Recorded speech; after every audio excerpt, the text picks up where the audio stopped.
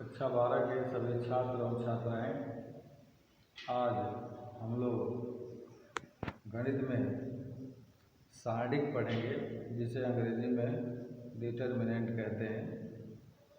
इसके पहले हम लोगों ने आव्यूह अर्थात मैट्रिक्स इसका अध्ययन किया।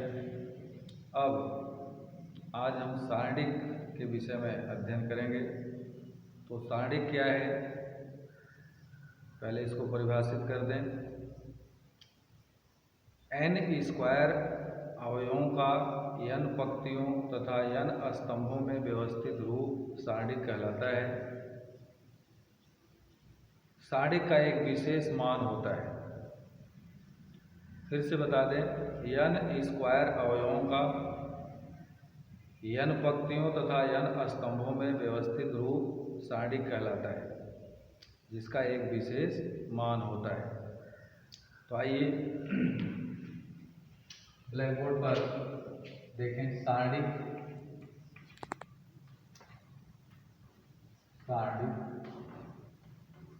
जिसको हम डिटरमिनेंट्स कहते हैं।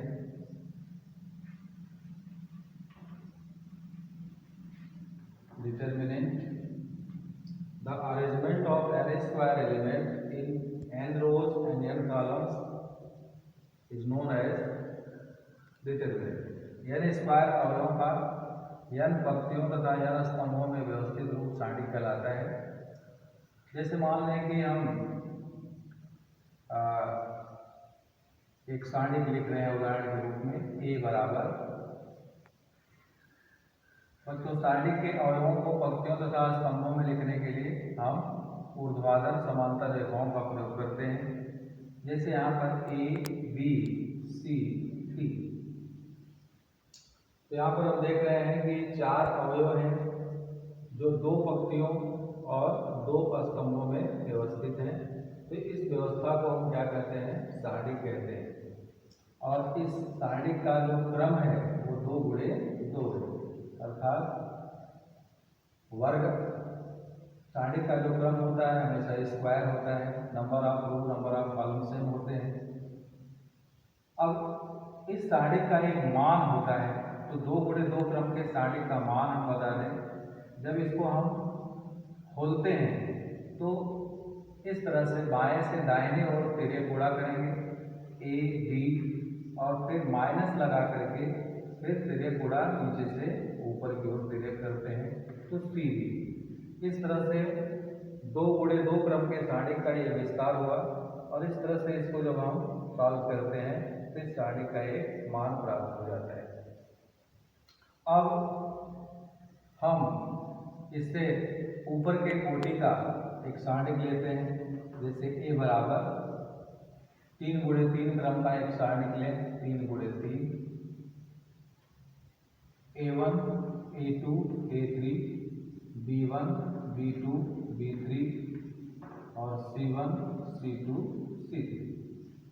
इस तरह से हम देख रहे हैं कि इसमें 9 अवयव 3 गुणे 3 क्रम में व्यवस्थित है, अर्थात 3 पंक्तियों तथा 3 स्तंभों में व्यवस्थित है। अब इस सारणिक का भी अपना एक मान होगा, और इस सारणिक का विस्तार हम कैसे करेंगे, इसकी वैल्यू कैसे निकालते हैं। तो किसी भी सारणिक के किसी अवयव का अपना एक साइन होता है, और उसको हम यहाँ बता दें। और अवयव के चिन्ह को व्यक्त करने के लिए हम -1 के पावर रो प्लस कॉलम से चिन्ह लिखते हैं। जैसे 3 क्रॉस 3 ऑर्डर का अगर कोई डिटरमिनेंट a है, a1 a2 a3, तो यहाँ पर a1 का जो साइन होगा, चिन्ह होगा, क्योंकि a1 पहली पंक्ति और पहले स्तंभ में है, तो यहाँ पर -1 पावर 1 प्लस 1 करेंगे, तो इस तरह से इसका चिन्ह प्लस हो जाएगा। दूसरे वाले a2 का चिन्ह हो जाएगा, ये पहली पंक्ति दूसरे स्तंभ का अवयव है, तो इसका चिन्ह नेगेटिव होगा, और इसका फिर पॉजिटिव। ऐसे ही negative positive negative positive negative positive.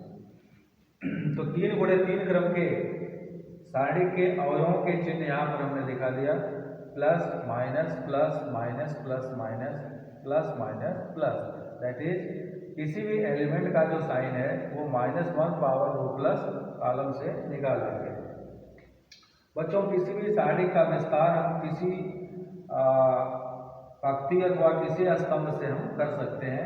तो आइए 2 गुणे 2 क्रम का विस्तार हम सीख चुके हैं, तो अब हम 3 गुणे 3 क्रम के सारणी का विस्तार सीख लें। जैसे हम मान लें कि इस सारणी का विस्तार हम R1 से करना चाहते हैं, तो R1 में पहला एलिमेंट क्या है, A1 है, तो A1 का चिन्ह यहाँ पर प्लस है, तो A1 बराबर हम इसको A1। अब इसके बाद इस A1 के पंक्ति और स्तंभ को बंद कर लेने के बाद जो शेष बचता है उसे हम एक सारणी के रूप में लिख लेते हैं। तो इस तरह से A1 का पंक्ति बंद करेंगे तो A1 A2 A3 और इसका स्तंभ A1 B1 C1 ये बंद हो जाएगा, तो हमें B2 B3 C2 C3। तो इसको हम एक सारणी के रूप में लिख लेते हैं B2 B3 C2 C3। तो इस तरह से एक 2 गुणे 2 क्रम का एक सारणी के यहाँ गुणनफल के रूप में मिला A1 का। और फिर ऐसे ही हम A2 दूसरा इसका एलिमेंट लेंगे पहले पंक्ति का, तो इसका साइन यहाँ पर देख रहे हैं माइनस है, तो माइनस लगा करके A2 लिखेंगे। और A2 के भी पंक्ति और स्तंभ को बंद करेंगे, जो बचेगा उसको हम सारणी के रूप में लिखेंगे। तो यहाँ पर B1 B3 C1 C3 B1 B3 C1 C3। और फिर आगे तीसरा एलिमेंट हमारा A3 है, A3 का यहाँ साइन प्लस है, तो प्लस A3। और A3 के पंक्ति और स्तंभ को बंद करने के बाद हमें मिलेगा B1 B2 C1 C2। तो यहाँ पर B1 B2 C1 C2। तो इस प्रकार पहले पंक्ति से हम इस सारणी का विस्तार हम कर रहे हैं। तो एक एक अवयव लेकर के उसके पंक्ति और स्तंभ को बंद करके जो शेष बचता है उसको सारणी के रूप में हम लिख लेते हैं, इसे हम उपसारणी कहते हैं। और इसके बाद अब हम 2 गुणे 2 क्रम के सारणी का विस्तार ऊपर सीखे हैं, उसी आधार से इसका विस्तार करेंगे। तो A1 इसका हम विस्तार करेंगे तो B2 C3 minus C2 B3 हो जाएगा, तो B2 C3 minus C2 B3। फिर माइनस A2 और यहाँ पर इसका विस्तार करेंगे तो B1 C3 B1 C3 minus C1 B3 plus A3, यहाँ इसका विस्तार करेंगे तो B1 C2 minus C2 B1। तो इस तरह से 3 गुणे 3 क्रम के सारणी का हमने विस्तार कर लिया और इसके आधार पर हम सारणी का मान ज्ञात कर लेते हैं। तो सारणी क्या है, 2 गुणे 2 क्रम के सारणी का विस्तार हम कैसे करते हैं और इसके बाद 3 गुणे 3 क्रम के सारणी का विस्तार कैसे करते हैं ये भी जाना। अब एक न्यूमेरिकल हम एग्जाम्पल लेकर के इसको देखना चाहते हैं। जैसे मान लें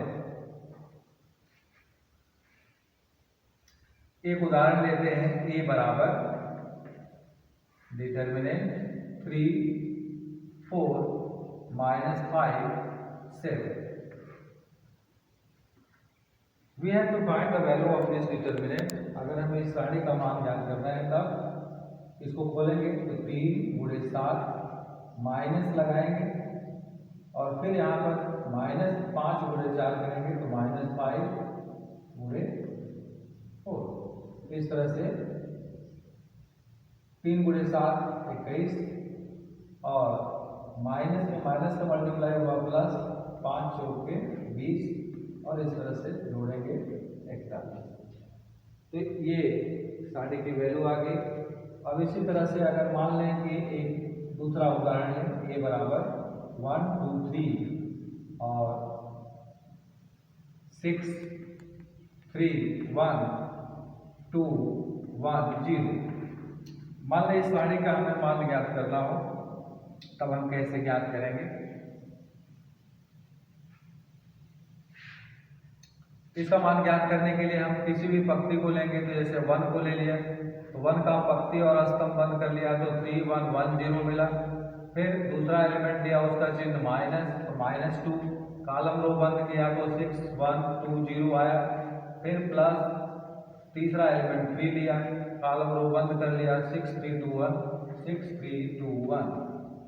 और इसके बाद 1 और इसमें हम 3 इंटू 0 तो 0 -1 -2 6 इंटू 0 तो 0 -2 और प्लस 3 यहाँ 6 -6। इस तरह से -1 इंटू 1 -1, -2 इंटू -2 +4 और 6 - 6 0 और 3 का मल्टीप्लाई करेंगे तो 0। इस तरह से 4 - 1 3, this is the required value of this determinant. तो ये इस सारणी का अभिष्ट मान प्राप्त हो जाता है। तो बच्चों आज हमने सारणी क्या है, सारणी की परिभाषा बताया। सारणी के अवयवों को लिखने के लिए हम दो ऊर्ध्वाधर समांतर रेखाओं का या समांतर रेखाओं का उपयोग करते हैं। ऊर्ध्वाधर उसके बीच में अवयवों को पंक्तियों तथा स्तंभों में लिखते हैं। सारणी का क्रम हमेशा स्क्वायर के रूप में होता है। स्क्वायर एलिमेंट अरेंजमेंट होते हैं सेम रो और सेम कॉलम में। तो 2x2 क्रम के सारणी का विस्तार बताया और उसी के आधार पर हम 3x3 क्रम के सारणी का विस्तार बताया। और इसी प्रकार से हम 4x4 क्रम के सारणी का विस्तार भी कर सकते हैं। अब नेक्स्ट सारणी के विषय में हम कुछ और जानेंगे।